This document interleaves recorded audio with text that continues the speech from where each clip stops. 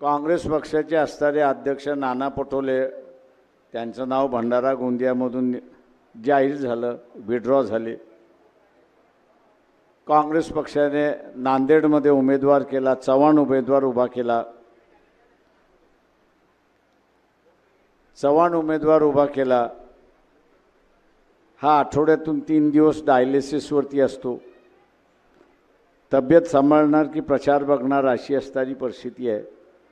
मी अनेक उमेदवारांचे उदाहरण देऊ शकतो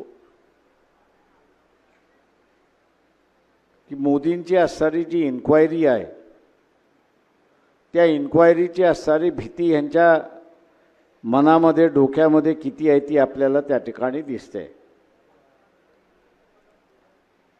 महाविकास आघाडी आणि आघाडी यांच्यामधल्या अनेक मतदारसंघामधलं मॅच फिक्सिंग झालं असं मी त्या ठिकाणी आरोपच करतो आहे।